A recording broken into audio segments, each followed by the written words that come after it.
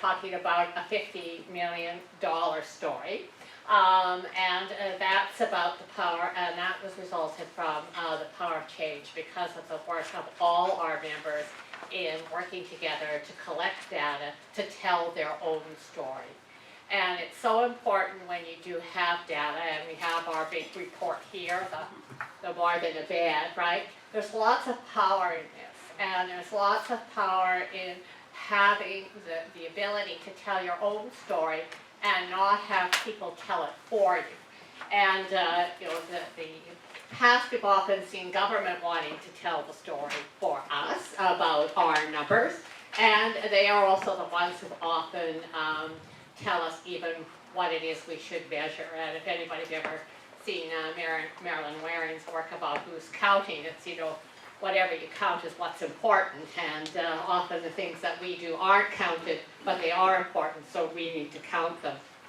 And so we had a long history in trying to tell our collective story and harnessing that power of data. And if you're looking at creating a recipe of what were the ingredients of success around this, I think there's a number. The first is we started with a shared database. So we looked at how can we share our information together in an important way, and what does that look like? But if you're going to have a shared database, you also have to be measuring the same things.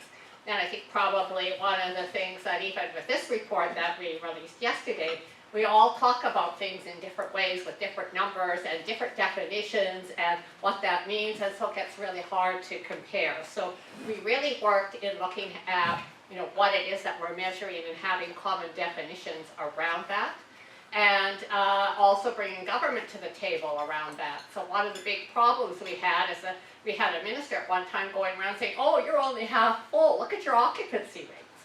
And why was that? It was because there's 4 beds in a bedroom, but only 2 are occupied. You're 50% occupancy, right? And so we really had to work on talking about bedrooms and occupancy, and even how do you define occupancy. And Ebony's here, she serves on the data committee, so she can tell you all of the hours of time that they spent together, hammering out these definitions with government. We also had what we call an information sharing agreement, because the women own their data. They share it to the they give it to the shelter with consent. The shelter said, give us aggregated, anonymized data, and we own that data. And so being very careful about who has what and how we share that and how we use it was critical. And one of the conditions of membership actually in the Alberta Council of Women's Shelters is to have a signed data sharing agreement. And the other is that, and another important piece of it, is to have we have an ethical moral framework of how we do our work, and members also have to sign on to that. And then, as I mentioned, we have a very fearless data committee, and who'd have thought people like data, but what we found was the more data you collect, the more questions you ask, the more you want to know, and the more you find out. And that all aligns with our vision and goals. So what did this data do for us in terms of successes? Well, the first reason you collect data really isn't for government. It's to improve and enhance and inform service delivery. So how can we make things better for women? And we do that by understanding why they're there, what's happening to them, why are they staying, why are they leaving, what danger are they in, and shelters are there and able to change their policies and practices around that. And an example, when we started, as we saw, Indigenous women had shorter lengths of stay, but had higher risk of being killed than other women. And so we've really looked at a concerted effort, and we are actually now seeing the length of stay for Indigenous women staying longer. Trying to make shelters more safe and welcoming for women. It's also important for your donors and your funders because you want to be accountable. And it's also important in terms of telling your story in the community, because you need the story, but you also need the metrics. And I think often when people go to galas or hear about what's happening, they're always astounded about the prevalency of violence against women, and it's always something that they learn. So over the course of time, we've been able to release different statistics, and the most powerful one is our turnaway number. Government hates the turnaway number. And there were times when they used to have the shelters collect it, and then they said, we don't want to know this anymore because it's too embarrassing, it's showing we're not meeting the capacity. But we collect it and we release it. And if our members didn't share their data and agree to release it, then nobody would know that women were being turned away in our province.